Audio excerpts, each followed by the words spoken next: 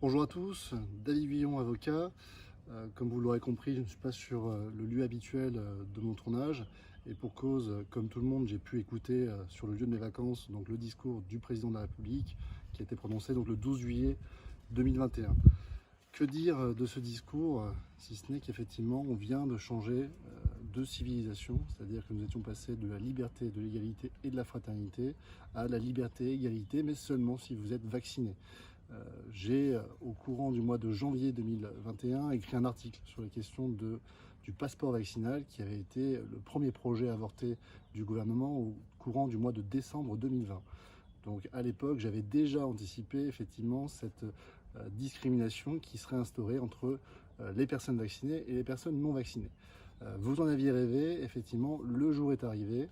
Et hier, on a clairement franchi un cap, franchi le Rubicon, et je pense qu'effectivement, le retour en arrière sera très très difficile.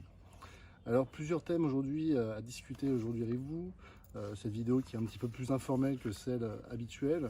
La question de la vaccination obligatoire des soignants, la question de la vaccination obligatoire ensuite de la population générale, l'extension du pass sanitaire, et puis ensuite, que faire ?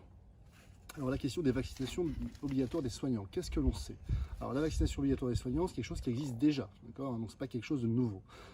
Elle prend une forme particulière lorsqu'on considère qu'effectivement la vaccination obligatoire de la Covid-19 est quand même quelque chose de très différent de ce qui existe actuellement, puisqu'on est sur un vaccin qui est soumis à une autorisation de mise sur le marché qui est conditionnelle et pour lequel nous n'avons pas suffisamment de recul, puisque justement elle est conditionnelle parce qu'elle nous permettrait d'avoir des études complémentaires de manière à pouvoir déterminer si la balance avantage-inconvénient est plus favorable en faveur des avantages. Donc pour l'instant, effectivement, la question du vaccin obligatoire de la Covid-19 est quand même dans une situation qui est très différente des autres vaccins. Quoi qu'il en soit, au 15 septembre, donc, tous les personnels soignants devront être vaccinés. La question qui m'est posée depuis à peu près 48 heures, que faisons-nous? Eh bien, première chose, il faut attendre donc la publication des décrets et de la loi qui sera promulguée. Donc pour l'instant, pas de panique. Ce n'est pas parce qu'il y a une déclaration présidentielle ou une déclaration du Premier ministre que dans les faits, c'est exactement la même chose. Puisque pour la vaccination obligatoire, comparons à ce qui existe déjà, la vaccination obligatoire, lorsqu'un personnel soignant refuse de s'y soumettre, alors il est mis sur des postes qui ne sont pas en contact avec le public. Donc ce n'est pas automatiquement le licenciement, ce n'est pas automatiquement la fin du traitement. Donc il faut bien entendu attendre les textes, mais quoi qu'il en soit, il est vrai, c'est pas bon. Ça pue et c'est pas bon, ça c'est clair. Donc il faudra rester extrêmement vigilant, mais attention, attendons les textes pour savoir exactement à quelle sauce nous allons être mangés. La vaccination obligatoire de la population générale. Alors vous l'aurez compris, c'est toute l'hypocrisie du système, c'est qu'il n'est pas obligatoire, mais si vous aimez sortir de chez vous, effectivement, vous allez avoir besoin de ce vaccin pour pouvoir réaliser la tâche de la vie courante. Donc on le comprend bien, on va avoir une extension du pass sanitaire à défaut de rendre la vaccination obligatoire. Et la raison est très simple, c'est que lorsqu'il y a une vaccination obligatoire, le régime de responsabilité de l'État n'est pas du tout le même, puisque c'est un régime de responsabilité sans faute, c'est-à-dire qu'il n'y a pas besoin de démontrer que l'État savait pertinemment que le produit était dangereux pour pouvoir engager la responsabilité de l'État. Donc là, comme le vaccin n'est pas obligatoire, il n'y a pas de responsabilité de l'État et il n'y a pas de responsabilité des entreprises qui ont créé ces vaccins, puisque de toute manière, nous avons ce qu'on appelle le risque développement, qui est une clause élusive de responsabilité. Lorsque raisonnablement, au moment où vous mettez sur le marché votre produit, vous ne pouviez pas avoir les connaissances suffisantes pour déterminer que ce produit était néfaste pour la santé, alors vous n'êtes pas responsable. Donc autant vous dire que ce sera donc la fatalité. Extension du pass sanitaire, encore une fois, il faudra attendre de voir exactement quels sont les textes, mais on l'avait déjà dit, le pass sanitaire ne se conçoit que s'il est généralisé. Et bien entendu, on se doutait bien dès le 9 juin 2021 qu'on n'allait pas se cantonner à la question des voyages en dehors de la métropole et bien entendu des événements de plus de 1000 personnes. Donc ce qui arrive aujourd'hui, c'est la conséquence directe et immédiate d'un texte qui était extrêmement flou et pour lequel, on le savait déjà, n'avait d'intérêt que s'il était généralisé. Donc ce pass sanitaire sera généralisé à la totalité de la population pour les activités de la vie courante. Recours, qu'est-ce que l'on peut faire? Alors, qu'est-ce que l'on peut faire? C'est assez simple. Rappelons-nous de ce que nous dit le droit actuellement. Le Conseil d'État, en 2019, s'est prononcé sur la question de la vaccination obligatoire, et notamment de l'extension des vaccins obligatoires qui sont passés de 3 à 11. Dans cet arrêt de 2019, que je cite dans un de mes articles qui est sur mon site internet, vous pourrez le retrouver si vous le souhaitez, le Conseil d'État se base sur 3 arguments pour considérer que la vaccination obligatoire est tout à fait compatible avec l'état du droit. La première chose, la gravité des maladies, puisque les vaccins contre lesquels le caractère obligatoire est rendu concernent des maladies qui sont mortelles, notamment pour les enfants. Donc on est quand même sur quelque chose qui est très différent de la Covid-19. La deuxième chose, ce sont des maladies pour lesquelles il y a suffisamment de recul. Donc les vaccins ne sont pas soumis à une autorisation conditionnelle de mise sur le marché, mais ont déjà fait leurs preuves. Et la troisième chose, c'est la couverture vaccinale, puisque comme ce sont des maladies infantiles, eh bien, lorsque les enfants sont très jeunes, ils ne sont pas directement et immédiatement vaccinés. Donc dans ce cas-là, cela se comprend qu'il y ait cette couverture vaccinale afin de protéger ces enfants qui ne sont pas encore vaccinés. Donc on est dans ce contexte-là pour le Conseil d'État. Concernant la position actuelle, effectivement, le Conseil d'État a validé le principe du pass sanitaire, mais lorsque ce dernier était envisagé le 9 juin 2021, c'est-à-dire pour les voyages en dehors de la France métropolitaine et pour les grands événements de plus de 1000 personnes. Est-ce que la position du Conseil d'État sera exactement la même pour les activités de la vie courante?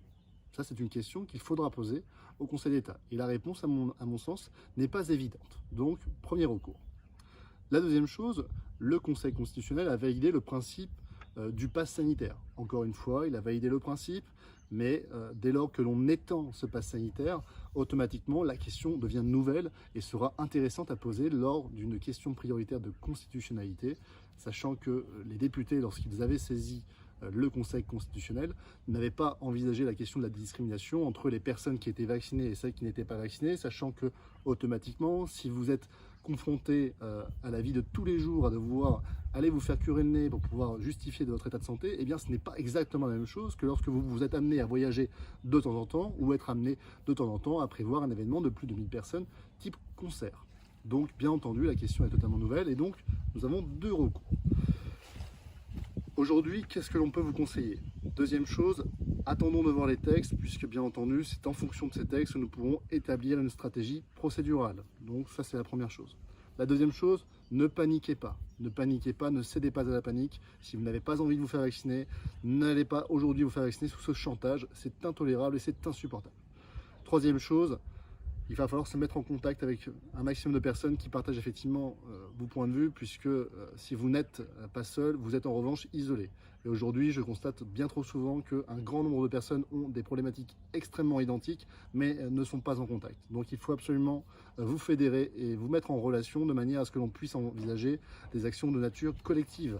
Et lorsque j'envisage des actions collectives, ce sont des actions qui pourront être menées par mon cabinet, mais également par n'importe quel autre confrère sur le territoire français, puisque, vous l'aurez compris, je pense qu'il est important de ne pas avoir de disputes de chapelle entre confrères. Nous menons des actions qui sont identiques. La question est la défense des libertés fondamentales, et que ce soit mon cabinet ou le cabinet de n'importe quel autre confrère qui demain permettrait de mettre fin à cette discrimination qui est insupportable, alors effectivement c'est la profession dans son ensemble et la société française qui en sera sauvée, et cela bien entendu est tout à fait souhaitable.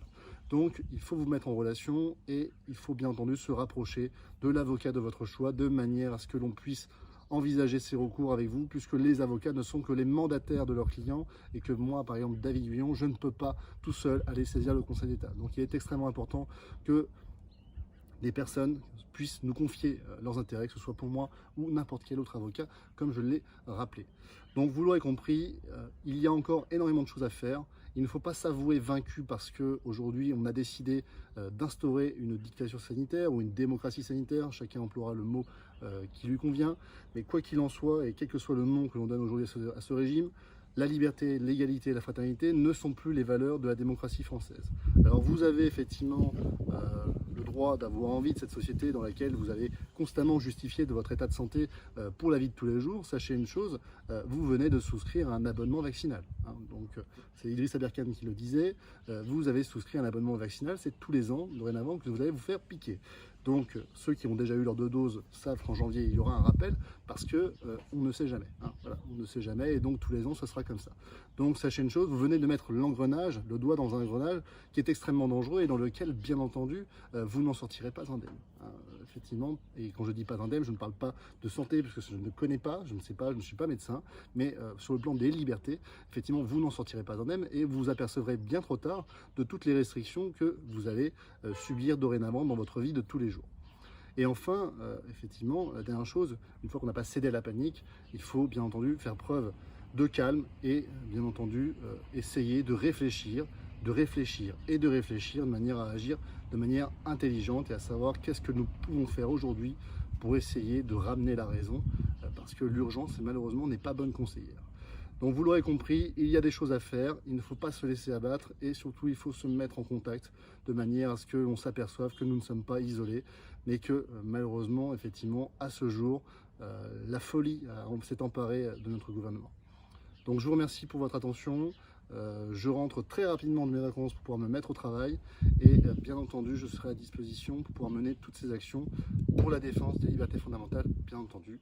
Merci à tous et passez une bonne journée.